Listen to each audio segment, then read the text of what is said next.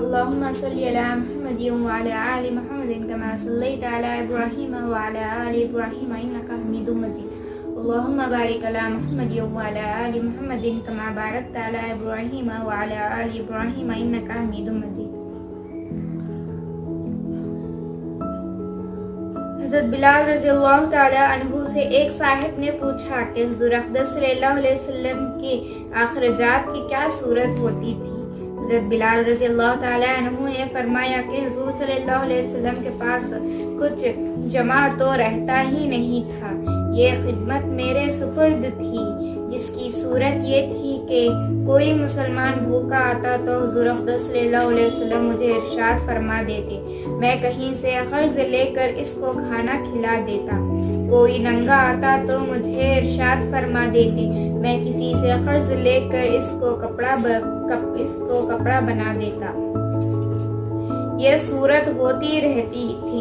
ایک مرتبہ ایک مشرک مجھے ملا، اس نے مجھ سے کہا کہ مجھے وسعت اور ثروت حاصل ہے تو کسی سے قرض نہ لیا کر، جب ضرورت ہوا کرے مجھ ہی سے قرض لے لیا کر۔ میں نے کہا اس سے بہتر کیا ہوگا، اس سے قرض لینا شروع کر دیا۔ جب ارشاد اعلیٰ ہوتا اس سے قرض لے آیا کرتا اور ارشاد علیہ کی تعمیل کر دیتا۔ ایک مرتبہ میں وضو کر کے آذان کہنے کے لیے کھڑا ہی تھا کہ وہی مشرک ایک جماعت کے ساتھ آیا اور کہنے لگا، او حبشی، میں ادھر متوجہ ہوں تو ایک دم بے تحاشا گالیاں دینے لگا اور برا بلا جو منہ میں آیا تھا کہنے لگا کہ مہینے کے ختم تک میرا سب قرضہ ادا نہ کیا تو تجھے اپنے قرضے میں غلام بناؤں گا اور اسی طرح بکریاں چراتا پھرے گا جیسا پہلے تھا۔ یہ کہہ کر چلا گیا۔ مجھ پر دن بھر جو گزرنا چاہیے تھا وہی گزرا۔ تمام دن رنج و صدمہ سوار رہا اور عشاء کی نماز کے بعد حضور صلی اللہ علیہ وسلم کی خدمت میں تنہائی میں حاضر ہوا اور سارا قصہ سنایا اور عرض کیا کہ یا رسول اللہ صلی اللہ علیہ وسلم، نہ آپ کے پاس اس وقت ادا کرنے کو فوری انتظام ہے اور نہ کھڑے میں کوئی انتظام کر سکتا ہوں، وہ ذلیل کرے گا، اس لیے اگر اجازت ہو تو اتنے قرض اتارنے کا انتظام ہو، میں کہیں روپیش ہو جاؤں۔ جب آپ صلی اللہ علیہ وسلم کے پاس کہیں سے کچھ آ جائے گا میں حاضر ہو جاؤں گا۔ یہ عرض کر کے میں گھر آیا، تلوار لی، ڈھال اٹھائی، جوتے اٹھائے، یہی سامان سفر تھا اور صبح ہونے کا انتظار کرتا رہا کہ صبح کے قریب کہیں چلا جاؤں گا۔ صبح قریب ہی تھی کہ ایک صاحب دوڑے ہوئے آئے کہ حضور صلی اللہ علیہ وسلم کی خدمت میں جلدی چلو۔ میں حاضر خدمت ہوا تو دیکھا کہ 4 اونٹنیاں جن پر سامان لدا ہوا تھا بیٹھی ہیں۔ حضور صلی اللہ علیہ وسلم نے فرمایا، خوشی کی بات سناؤں کہ اللہ تعالیٰ نے تیرے قرض کے بے باقی کا انتظام فرما دیا، یہ اونٹنیاں بھی تیرے حوالے اور ان کا سب سامان بھی۔ فدق کے رئیس نے یہ نذرانہ مجھے بھیجا ہے، میں نے اللہ کا شکر ادا کیا اور خوشی اس کو لے کر گیا اور سارا قرضہ ادا کر کے واپس آیا۔ حضور صلی اللہ علیہ وسلم اتنے مسجد میں انتظار فرماتے رہے۔ میں نے واپس آ کر عرض کیا کہ حضور اللہ کا شکر ہے، حق تعالی شانہ نے سارے قرض سے آپ صلی اللہ علیہ وسلم کو سب کدوش کر دیا اور اب کوئی چیز بھی قرضے کے باقی نہیں رہی۔ حضور صلی اللہ علیہ وسلم نے دریافت فرمایا کہ سامان میں سے بھی کچھ باقی ہے؟ میں نے عرض کیا کہ جی ہاں کچھ باقی ہے۔ حضور صلی اللہ علیہ وسلم نے فرمایا کہ اسے بھی تقسیم ہی کر دے تاکہ مجھے راحت ہو جائے۔ میں گھر میں بھی اس وقت تک نہیں جانے کا جب تک یہ تقسیم نہ ہو جائے۔ تمام دن گزر جانے کے بعد عشاء کی نماز سے فراغت پر حضور صلی اللہ علیہ وسلم نے دریافت فرمایا کہ وہ بچا ہوا مال تقسیم ہو گیا یا نہیں؟ میں نے عرض کیا کہ کچھ موجود ہے، ضرورت مند آئے نہیں۔ تو حضور صلی اللہ علیہ وسلم نے مسجد ہی میں آرام فرمایا۔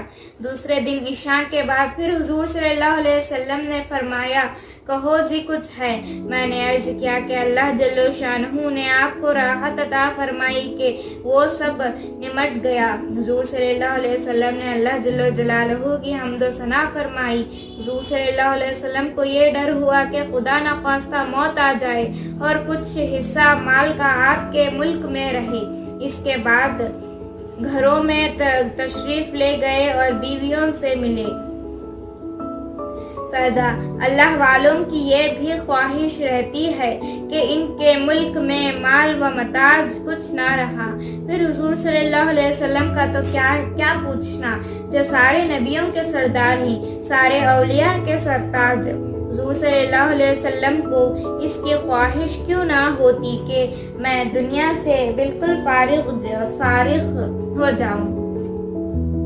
میں نے مرتبہ ذریعہ سے سنا ہے کہ حضرت اقدس مولانا شاہ عبد الرحیم صاحب رائے پوری نور اللہ مرقدہ کا معمول یہ تھا کہ جب نذرانوں کی رقم کچھ جمع ہو جاتی تو اہتمام سے منگوا کر سب تقسیم فرما دیتے اور وصال سے قبل تو اپنے پہننے کے کپڑے وغیرہ بھی اپنے خادم خاص حضرت مولانا شاہ عبد القادری صاحب منزلہ کو دے دیتے تھے اور فرمایا تھا کہ بس اب تم سے مستعار لے کر پہن لیا کروں گا۔ اور اپنے والد صاحب رحمت اللہ یعنی حضرت مولانا محمد یحییٰ صاحب رحمت اللہ کو میں نے باہر دیکھا کہ مغرب کے بعد جو کوئی روپے پاس ہوتا وہ کسی قرض خواہ کو دے دیتے کہ کئی ہزار کی مقدار تھی اور یہ فرمایا کرتے کہ یہ جھگڑے کی چیز میں رات کو اپنے پاس نہیں رکھتا۔ اس نوع کے بہت سے حالات اکابر کے ہیں، مگر یہ ضروری نہیں کہ ہر شیخ کا ایک ہی رنگ ہو۔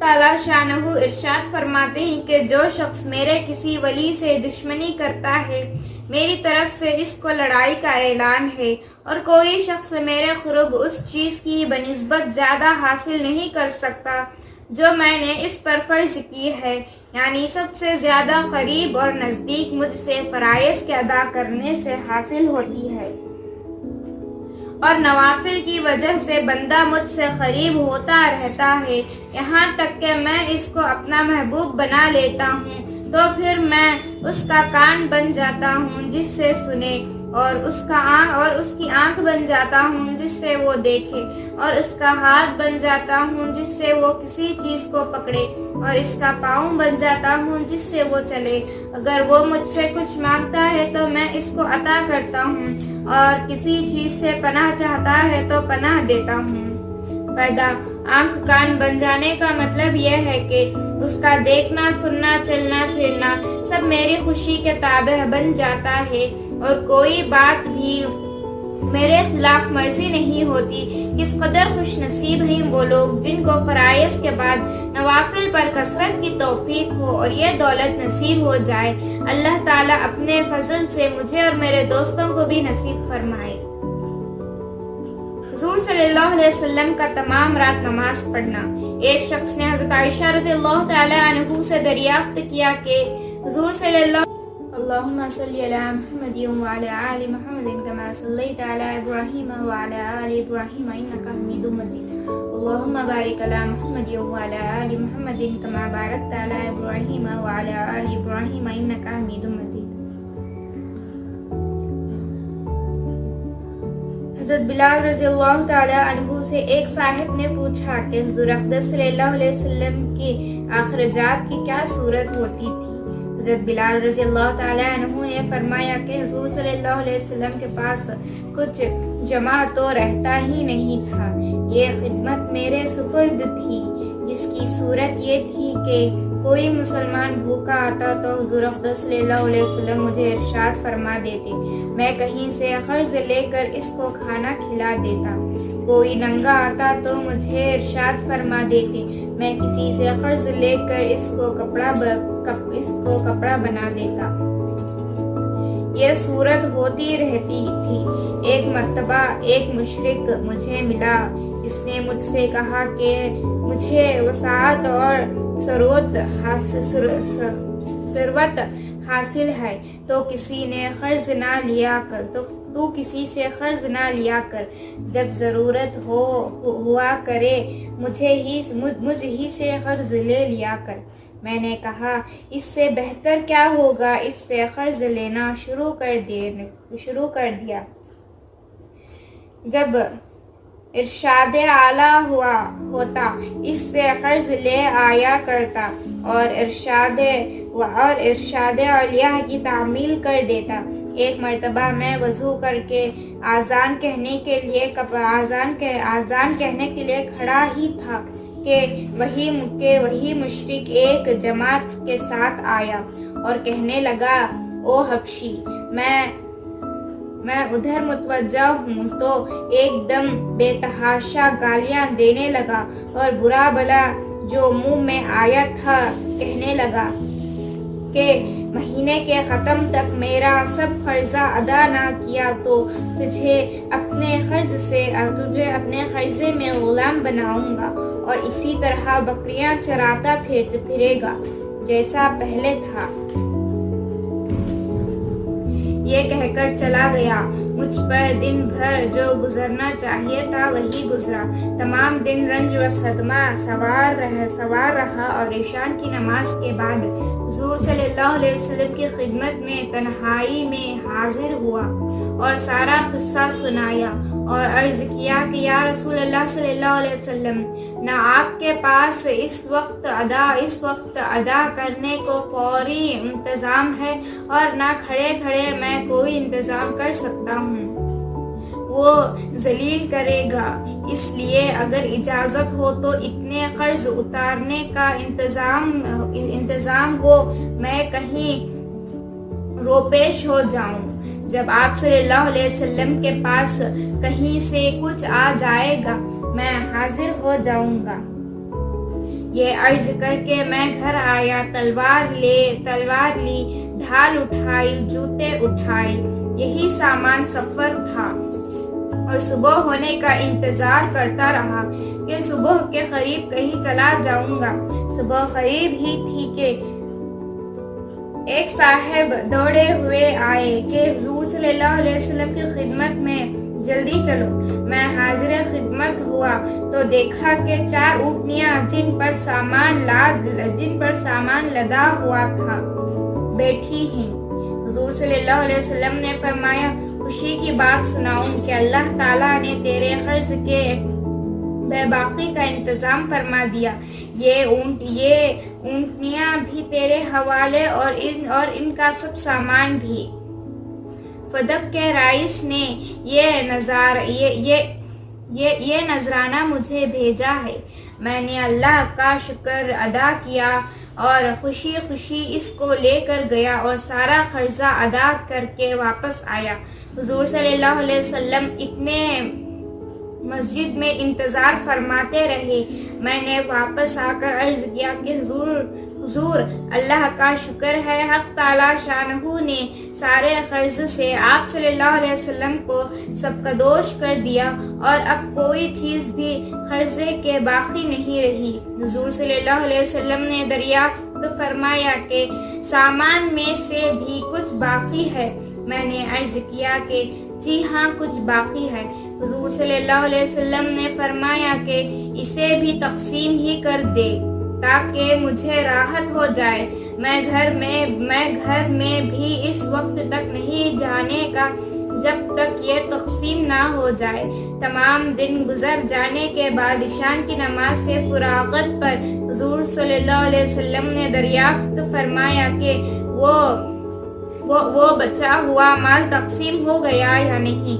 میں نے عرض کیا کہ کچھ موجود ہے، ضرورت مند آئے نہیں۔ تو حضور صلی اللہ علیہ وسلم نے مسجد ہی میں آرام فرمایا۔ دوسرے دن عشاء کے بعد پھر حضور صلی اللہ علیہ وسلم نے فرمایا کہو جی کچھ ہے۔ میں نے عرض کیا کہ اللہ جل شانہ نے آپ کو راحت عطا فرمائی کہ وہ سب نمٹ گیا۔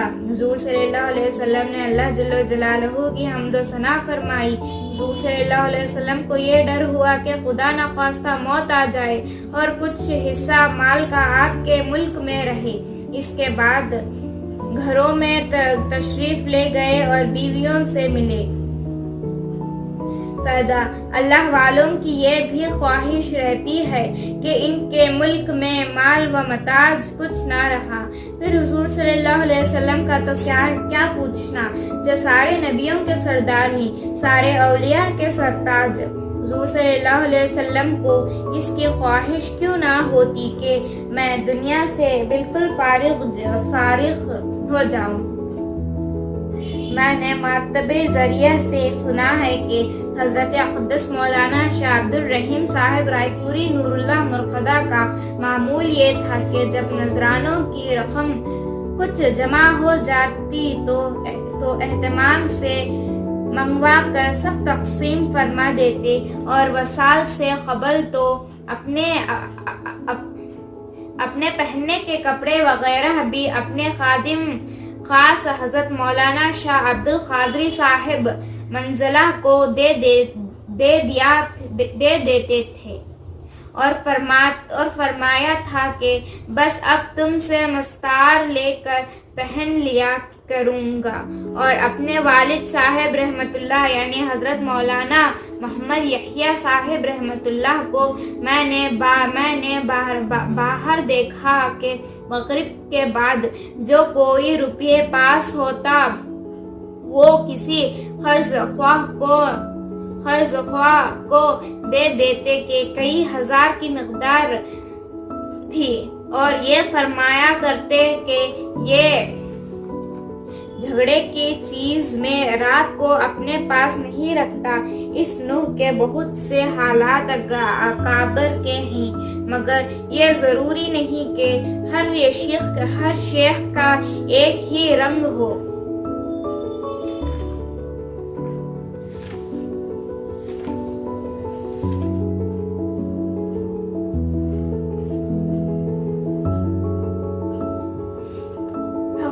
شانہ ارشاد فرماتے ہیں کہ جو شخص میرے کسی ولی سے دشمنی کرتا ہے میری طرف سے اس کو لڑائی کا اعلان ہے، اور کوئی شخص میرے قرب اس چیز کی بنسبت زیادہ حاصل نہیں کر سکتا جو میں نے اس پر فرض کی ہے، یعنی سب سے زیادہ قریب اور نزدیک مجھ سے فرائض کے ادا کرنے سے حاصل ہوتی ہے، اور نوافل کی وجہ سے بندہ مجھ سے قریب ہوتا رہتا ہے یہاں تک کہ میں اس کو اپنا محبوب بنا لیتا ہوں، تو پھر میں اس کا کان بن جاتا ہوں جس سے سنے، اور اس کی آنکھ بن جاتا ہوں جس سے وہ دیکھے، اور اس کا ہاتھ بن جاتا ہوں جس سے وہ کسی چیز کو پکڑے، اور اس کا پاؤں بن جاتا ہوں جس سے وہ چلے۔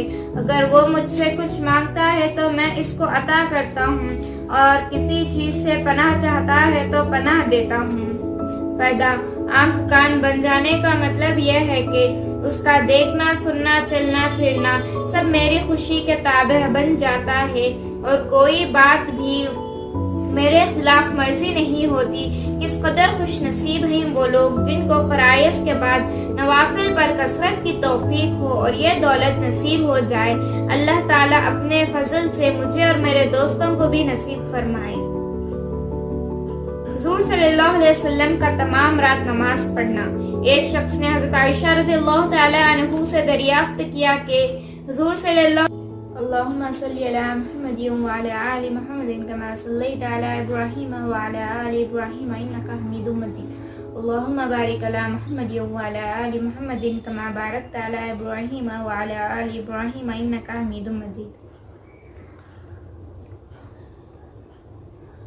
حضرت بلال رضی اللہ تعالی عنہ سے ایک صاحب نے پوچھا کہ حضور اقدس صلی اللہ علیہ وسلم کی آخرجات کی کیا صورت ہوتی تھی؟ حضرت بلال رضی اللہ تعالی عنہ نے فرمایا کہ حضور صلی اللہ علیہ وسلم کے پاس کچھ جمع تو رہتا ہی نہیں تھا، یہ خدمت میرے سپرد تھی، جس کی صورت یہ تھی کہ کوئی مسلمان بھوکا آتا تو حضور اقدس صلی اللہ علیہ وسلم مجھے ارشاد فرما دیتے، میں کہیں سے قرض لے کر اس کو کھانا کھلا دیتا۔ کوئی ننگا آتا تو مجھے ارشاد فرما دیتے، میں کسی سے قرض لے کر اس کو کپڑا بنا دیتا۔ یہ صورت ہوتی رہتی تھی۔ ایک مرتبہ ایک مشرک مجھے ملا، اس نے مجھ سے کہا کہ مجھے وسعت اور ثروت حاصل ہے تو کسی سے قرض نہ لیا کر، جب ضرورت ہوا کرے مجھ ہی سے قرض لے لیا کر۔ میں نے کہا اس سے بہتر کیا ہوگا، اس سے قرض لینا شروع کر دیا۔ جب ارشاد اعلیٰ ہوتا اس سے قرض لے آیا کرتا اور ارشاد علیہ کی تعمیل کر دیتا۔ ایک مرتبہ میں وضو کر کے آذان کہنے کے لیے کھڑا ہی تھا کہ وہی مشرک ایک جماعت کے ساتھ آیا اور کہنے لگا، او حبشی، میں ادھر متوجہ ہوں تو ایک دم بے تحاشا گالیاں دینے لگا اور برا بلا جو منہ میں آیا تھا کہنے لگا کہ مہینے کے ختم تک میرا سب قرضہ ادا نہ کیا تو تجھے اپنے قرضے میں غلام بناؤں گا اور اسی طرح بکریاں چراتا پھرے گا جیسا پہلے تھا۔ یہ کہہ کر چلا گیا۔ مجھ پر دن بھر جو گزرنا چاہیے تھا وہی گزرا۔ تمام دن رنج و صدمہ سوار رہا اور عشاء کی نماز کے بعد حضور صلی اللہ علیہ وسلم کی خدمت میں تنہائی میں حاضر ہوا اور سارا قصہ سنایا اور عرض کیا کہ یا رسول اللہ صلی اللہ علیہ وسلم، نہ آپ کے پاس اس وقت ادا کرنے کو فوری انتظام ہے اور نہ کھڑے کھڑے میں کوئی انتظام کر سکتا ہوں، وہ ذلیل کرے گا، اس لیے اگر اجازت ہو تو اتنے قرض اتارنے کا انتظام ہو، میں کہیں روپیش ہو جاؤں۔ جب آپ صلی اللہ علیہ وسلم کے پاس کہیں سے کچھ آ جائے گا میں حاضر ہو جاؤں گا۔ یہ عرض کر کے میں گھر آیا، تلوار لی، ڈھال اٹھائی، جوتے اٹھائے، یہی سامان سفر تھا اور صبح ہونے کا انتظار کرتا رہا کہ صبح کے قریب کہیں چلا جاؤں گا۔ صبح قریب ہی تھی کہ ایک صاحب دوڑے ہوئے آئے کہ حضور صلی اللہ علیہ وسلم کی خدمت میں جلدی چلو۔ میں حاضر خدمت ہوا تو دیکھا کہ 4 اونٹنیاں جن پر سامان لدا ہوا تھا بیٹھی ہیں۔ حضور صلی اللہ علیہ وسلم نے فرمایا، خوشی کی بات سناؤں کہ اللہ تعالیٰ نے تیرے قرض کے بے باقی کا انتظام فرما دیا، یہ اونٹنیاں بھی تیرے حوالے اور ان کا سب سامان بھی۔ فدق کے رئیس نے یہ نذرانہ مجھے بھیجا ہے، میں نے اللہ کا شکر ادا کیا اور خوشی اس کو لے کر گیا اور سارا قرضہ ادا کر کے واپس آیا۔ حضور صلی اللہ علیہ وسلم اتنے مسجد میں انتظار فرماتے رہے۔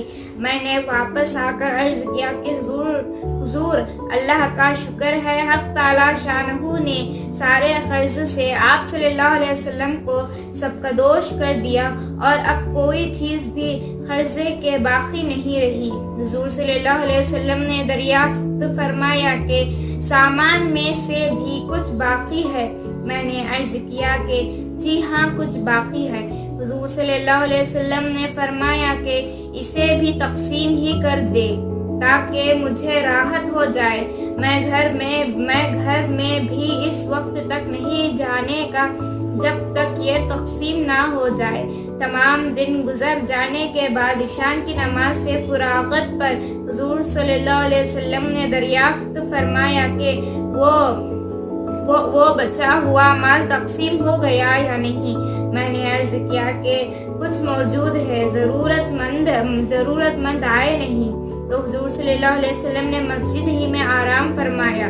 دوسرے دن عشاء کے بعد پھر حضور صلی اللہ علیہ وسلم نے فرمایا کہو جی کچھ ہے۔ میں نے عرض کیا کہ اللہ جل شانہ نے آپ کو راحت عطا فرمائی کہ وہ سب نمٹ گیا۔ حضور صلی اللہ علیہ وسلم نے اللہ جل جلالہ کی حمد و ثنا فرمائی۔ حضور صلی اللہ علیہ وسلم کو یہ ڈر ہوا کہ خدا نخواستہ موت آ جائے اور کچھ حصہ مال کا آپ کے ملک میں رہے۔ اس کے بعد گھروں میں تشریف لے گئے اور بیویوں سے ملے۔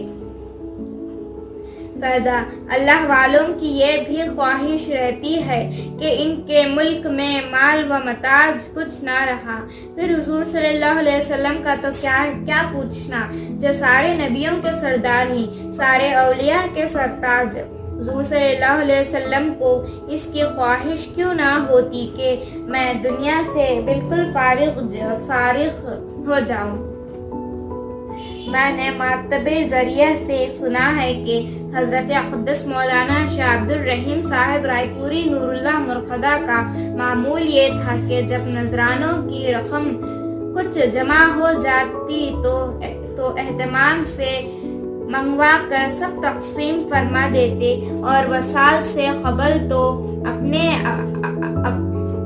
اپنے پہننے کے کپڑے وغیرہ بھی اپنے خادم خاص حضرت مولانا شاہ عبد القادری صاحب منزلہ کو دے دیتے تھے اور فرمایا تھا کہ بس اب تم سے مستعار لے کر پہن لیا کروں گا۔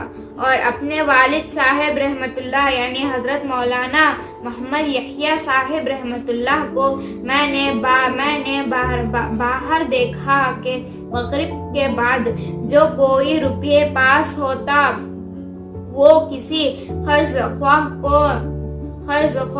کو دے دیتے کہ کئی ہزار کی مقدار تھی، اور یہ فرمایا کرتے کہ یہ جھگڑے کی چیز میں رات کو اپنے پاس نہیں رکھتا۔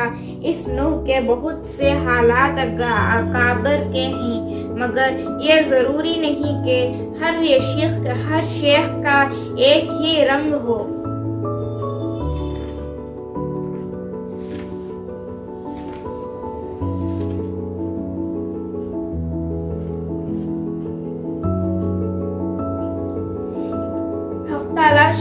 ارشاد فرماتے ہیں کہ جو شخص میرے کسی ولی سے دشمنی کرتا ہے میری طرف سے اس کو لڑائی کا اعلان ہے، اور کوئی شخص میرے قرب اس چیز کی بنسبت زیادہ حاصل نہیں کر سکتا جو میں نے اس پر فرض کی ہے، یعنی سب سے زیادہ قریب اور نزدیک مجھ سے فرائض کے ادا کرنے سے حاصل ہوتی ہے، اور نوافل کی وجہ سے بندہ مجھ سے قریب ہوتا رہتا ہے، یہاں تک کہ میں اس کو اپنا محبوب بنا لیتا ہوں، تو پھر میں اس کا کان بن جاتا ہوں جس سے سنے، اور اس کی آنکھ بن جاتا ہوں جس سے وہ دیکھے، اور اس کا ہاتھ بن جاتا ہوں جس سے وہ کسی چیز کو پکڑے، اور اس کا پاؤں بن جاتا ہوں جس سے وہ چلے۔ اگر وہ مجھ سے کچھ مانگتا ہے تو میں اس کو عطا کرتا ہوں، اور کسی چیز سے پناہ چاہتا ہے تو پناہ دیتا ہوں۔ فائدہ: آنکھ کان بن جانے کا مطلب یہ ہے کہ اس کا دیکھنا، سننا، چلنا پھرنا سب میری خوشی کے تابع بن جاتا ہے، اور کوئی بات بھی میرے خلاف مرضی نہیں ہوتی۔ کس قدر خوش نصیب ہیں وہ لوگ جن کو فرائض کے بعد نوافل پر کثرت کی توفیق ہو اور یہ دولت نصیب ہو جائے۔ اللہ تعالیٰ اپنے فضل سے مجھے اور میرے دوستوں کو بھی نصیب فرمائے۔ حضور صلی اللہ علیہ وسلم کا تمام رات نماز پڑھنا۔ ایک شخص نے حضرت عائشہ رضی اللہ تعالی عنہ سے دریافت کیا کہ حضور صلی اللہ علیہ وسلم کی کوئی عجیب بات جو آپ نے دیکھی ہو وہ سنا دے۔ حضرت عائشہ رضی اللہ تعالی عنہ نے فرمایا کہ حضور صلی اللہ علیہ وسلم کی کون سی بات عجیب نہ تھی، ہر بات عجیب ہی تھی۔ ایک دن رات کو تشریف لائے اور میرے پاس لیٹ گئے، پھر فرمانے لگے لے چھوڑ، میں تو اپنے رب کی عبادت کروں۔ یہ فرما کر نماز کے لیے کھڑے ہو گئے اور رونا شروع کیا، یہاں تک کہ آنسو سینے مبارک تک بہنے لگے۔ پھر رکوع فرمایا، اس میں بھی اسی طرح روتے رہے۔ پھر سجدہ کیا، اس میں بھی اسی طرح روتے رہے۔ پھر سجدے سے اٹھے، اس میں بھی اسی طرح روتے رہے، یہاں تک کہ حضرت بلال رضی اللہ تعالی عنہ نے آ کر صبح کی نماز کے لیے آواز دی۔ میں نے عرض کیا، یا رسول اللہ صلی اللہ علیہ وسلم، آپ اتنے روئے حالانکہ آپ صلی اللہ علیہ وسلم معصوم ہیں، اگلے پچھلے سب گناہوں کی اگر بالفرض ہو بھی تو مغفرت کا وعدہ اللہ تعالیٰ نے فرما رکھا ہے۔ آپ صلی اللہ علیہ وسلم نے ارشاد فرمایا کہ پھر میں شکر گزار بندہ نہ بنوں۔ اس کے بعد ارشاد فرمایا کہ میں ایسا کیوں نہ کرتا، حالانکہ آج مجھ پر یہ آیت نازل ہوئی، ان فی خلق السماوات والارض۔ آل عمران کا آخری رکوع۔ یہ معتدد دریافت میں آیا ہے کہ حضور اکرم صلی اللہ علیہ وسلم رات کو اس قدر لمبی نماز پڑھا کرتے تھے کہ کھڑے کھڑے پاؤں پر ورم آ گیا تھا۔ لوگوں نے عرض کیا، یا رسول اللہ صلی اللہ علیہ وسلم، آپ اتنے مشقت اٹھاتے ہیں، حالانکہ آپ صلی اللہ علیہ وسلم بخشے بخشائے ہیں۔ آپ صلی اللہ علیہ وسلم نے ارشاد فرمایا کہ میں شکر گزار بندہ نہ بنوں۔ حضور صلی اللہ علیہ وسلم کا 4 رکعتوں میں 6 پارے پڑھنا۔ حضرت عوف رضی اللہ تعالی عنہ فرماتے ہیں کہ میں نے ایک مرتبہ حضور صلی اللہ علیہ وسلم کے ہم رکاب تھا۔ حضور صلی اللہ علیہ وسلم نے مسواک فرمائی، وضو فرمایا اور نماز کی نیت باندھ لی۔ میں بھی حضور صلی اللہ علیہ وسلم کے ساتھ نماز میں شریک ہو گیا۔ حضور صلی اللہ علیہ وسلم نے سورہ بقرہ 1 رکعت میں پڑھی اور جو آیت رحمت کی آتی، حضور صلی اللہ علیہ وسلم اس جگہ دیر تک رحمت کی دعا مانگتے رہتے، اور جو آیت عذاب کی آتی اس جگہ دیر تک عذاب سے پناہ مانگتے رہتے۔ سورہ کے ختم پر رکوع کیا اور اتنا ہی لمبا رکوع کیا جتنی دیر میں سورہ بقرہ پڑھی جاتی، اور رکوع میں سبحان ذی الجبروتی والملکوتی والعظمی پڑھتے جاتے تھے۔ پھر اتنا ہی لمبا سجدہ کیا۔ پھر دوسری رکعت میں اسی طرح سورہ آل عمران پڑھی اور اسی طرح ایک رکعت میں ایک سورہ پڑھتے رہے۔ اسی طرح 4 رکعتوں میں 6.25 سپارے ہوتے ہیں۔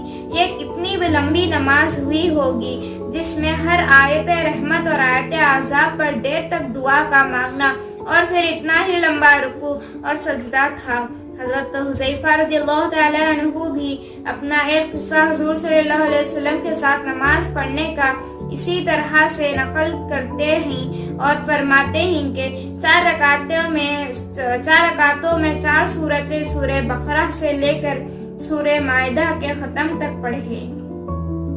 فائدہ: ان 4 سورتوں کے 6.25 سپارے ہوتے ہیں جو حضور صلی اللہ علیہ وسلم نے 4 رکعتوں میں پڑھی، اور حضور اکرم صلی اللہ علیہ وسلم کی عادت شریفیہ تجوید و ترتیل کے ساتھ پڑھنے کی تھی، جیسا کہ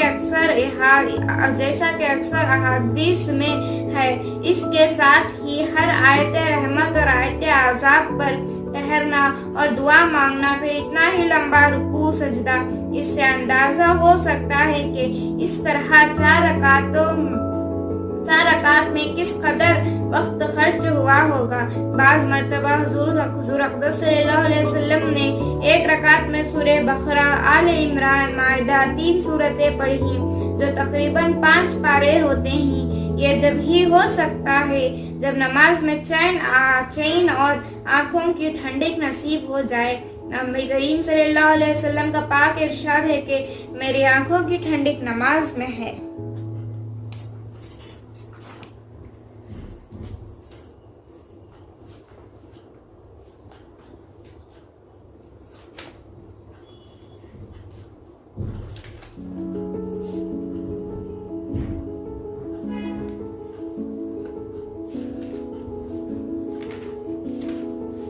ایک مرتبہ حضور اقدس صلی اللہ علیہ وسلم نے نماز کا ذکر فرمایا اور یہ ارشاد فرمایا کہ جو شخص نماز اہتمام کرتا ہے تو نماز اس کے لیے قیامت کے دن نور ہوگی اور حساب پیش ہونے کے وقت حجت ہوگی اور نجات کا سبب ہوگی، اور جو شخص نماز کا اہتمام نہ کرے اس کے لیے قیامت کے دن نہ نور ہوگا اور نہ اس کے پاس کوئی حجت ہوگی اور نہ نجات کا کوئی ذریعہ۔ اس کا حشر فرعون، حامان اور ابی بن خلف کے ساتھ ہوتا ہے۔ فائدہ، فرعون کو تو ہر شخص جانتا ہے کس درجے کا کافر تھا، حتیٰ کہ خدائی کا دعویٰ حقیقیات تھا، اور حامان اس کے وزیر کا نام ہے، اور ابی بن خلف مکے کے مشرکین میں سے بڑا سخت دشمن اسلام تھا۔ ہجرت سے پہلے نبی کریم صلی اللہ علیہ وسلم سے کہا کرتا تھا کہ میں نے ایک گھوڑا پالا ہے، اس کو بہت کچھ کھلاتا ہوں، اس پر سوار ہو کر نعوذ باللہ تم کو قتل کروں گا۔ حضور صلی اللہ علیہ وسلم نے ایک مرتبہ اس سے فرمایا تھا کہ انشاءاللہ میں ہی تجھ کو قتل کروں گا۔ احد کی لڑائی میں وہ حضور صلی اللہ علیہ وسلم کو تلاش کرتا پھرتا تھا اور کہتا تھا کہ اگر وہ آج بچ گئے تو میری خیر نہیں۔ چنانچہ حملے کا ارادہ سے وہ حضور صلی اللہ علیہ وسلم کے قریب پہنچ گیا۔ صحابہ رضی اللہ تعالیٰ عنہ نے ارادہ بھی فرمایا کہ دور ہی سے اس کو نمٹا دے۔ حضور صلی اللہ علیہ وسلم نے ارشاد فرمایا کہ آنے دو۔ جب وہ قریب ہوا تو حضور صلی اللہ علیہ وسلم نے ایک صحابی کے ہاتھ سے برچھا لے کر اس کے مارا، جو اس کی گردن پر لگا اور ہلاک سا خراش اس کی گردن پر آ گیا، مگر اس کی وجہ سے جو گھوڑے سے لڑکتا ہوا آ گرا اور کئی مرتبہ گرا اور بھاگتا ہوا اپنے لشکر میں پہنچ گیا اور چلاتا تھا کہ خدا کی قسم مجھے محمد صلی اللہ علیہ وسلم نے قتل کر دیا۔ کافر نے اس کو اطمینان دلایا کہ معمولی خراش ہے، کوئی فکر کی بات نہیں، مگر وہ کہتا تھا کہ محمد صلی اللہ علیہ وسلم نے مجھے مکے میں کہا تھا کہ میں تجھ کو قتل کروں گا۔ خدا کی قسم اگر وہ مجھ پر تھوک بھی دیتے تو میں مر جاتا۔ لکھتے ہیں کہ اس کے چلانے کی آواز ایسی ہو گئی تھی جیسے کہ بیل کی ہوتی ہے۔ ابو سفیان نے جو اس لڑائی میں بڑے زوروں پر تھا، اس کو شرم دلائی کہ اس ذرا سے خراش سے اتنا چلاتا ہے۔ میں نے کہا تجھے خبر بھی ہے یہ کس نے ماری ہے؟ یہ محمد صلی اللہ علیہ وسلم کی مار ہے۔ مجھے اس سے جس قدر تکلیف ہو رہی ہے، لات اور عزا دو مشہور بتوں کے نام ہیں کی قسم، اگر یہ تکلیف سارے حجاز والوں کو تقسیم کر دی جائے تو سب ہلاک ہو جائے۔ محمد صلی اللہ علیہ وسلم نے مجھ سے مکے میں کہا تھا کہ میں تجھ کو قتل کروں گا۔ میں نے اسی وقت سمجھ لیا تھا کہ میں ان کے ہاتھ سے ضرور مارا جاؤں گا، میں ان سے چھوٹ نہیں سکتا۔ اگر وہ اسے کہنے کے بعد مجھ پر تھوک بھی دیتے تو میں اس سے بھی مر جاتا۔ چنانچہ مکہ مکرمہ پہنچنے سے ایک دن پہلے وہ راستے ہی میں مر گیا۔ ہم مسلمانوں کے لیے نہایت و غیرت اور عبرت کا مقام ہے کہ ایک کافر، پکے کافر اور سخت دشمن کو تو حضور صلی اللہ علیہ وسلم کے ارشادات کا سچے ہونے کا اس قدر یقین ہو کہ وہ اس کو اپنے مارے جانے میں ذرا بھی تردد یا شک نہ تھا۔ لیکن ہم لوگ حضور صلی اللہ علیہ وسلم کو نبی ماننے کے باوجود، حضور صلی اللہ علیہ وسلم کو سچا ماننے کے باوجود، حضور صلی اللہ علیہ وسلم کے ارشادات کو یقینی کہنے کے باوجود، حضور صلی اللہ علیہ وسلم کے ساتھ محبت کے دعوے کے باوجود، حضور صلی اللہ علیہ وسلم کی امت میں ہونے پر فخر کے باوجود کتنے ارشادات پر عمل کرتے ہیں، اور جن چیزوں میں حضور صلی اللہ علیہ وسلم نے عذاب بتائے ہوئے ہیں ان سے کتنا ڈرتے ہیں، کتنا کانپتے ہیں۔ یہ ہر شخص کی اپنی ہی گربان میں منہ ڈال کر دیکھنے کی بات ہے کہ کوئی دوسرا کسی کے متعلق کیا کہہ سکتا ہے۔ ابن حجر رحمۃ اللہ نے کتاب الزوجات میں قارون کا بھی فرعون وغیرہ کے ساتھ ذکر کیا ہے اور لکھا ہے کہ ان کے ساتھ حشر ہونے کی یہ وجہ ہے کہ اکثر انہی وجہ سے نماز میں سستی ہوتی ہے۔ جو ان لوگوں میں پائی جاتی ہے۔ پس اگر اس کی وجہ مال و دولت کی کثرت ہے تو قارون کے ساتھ حشر ہوگا، اور اگر حکمت و سلطنت ہے تو فرعون کے ساتھ، اور زارت یعنی ملازمت یا مصاحبت ہے تو حامان کے ساتھ، اور تجارت ہے تو ابی بن خلف کے ساتھ۔ اور جب ان لوگوں کے ساتھ اس کا حشر ہوگا تو پھر جس قسم کے عذاب حدیث میں وارد ہوئے ہیں، خواہ وہ حدیثیں متقم فہ ہوں، ان میں کوئی اشکال نہیں رہا کہ جہنم کے عذاب سخت سے سخت ہیں۔ البتہ یہ ضروری ہے کہ اس کو اپنے ایمان کی وجہ سے ایک نہ ایک دن ان سے خلاصی ہو جائے گی، اور وہ لوگ ہمیشہ کے لیے اس میں رہیں گے، لیکن خلاصی ہونے تک کا زمانہ کیا کچھ ہنسی کھیل کا ہے، نہ معلوم کتنے ہزار برس ہوں گے۔ سبحان اللہ بحمدہ، سبحانک اللہم وبحمدک، نشہد ان لا الہ الا انت، نستغفرک ونتوب الیک۔ سبحان ربک رب العزت عما یصفون، وسلام علی المرسلین، والحمد للہ رب العالمین۔ جزا اللہ عنا محمد ما هو اہلہ صلی اللہ علیہ وسلم۔ یہ ویڈیو کو لائک کیجئے، شیئر کیجئے اور چینل کو سبسکرائب کیجئے۔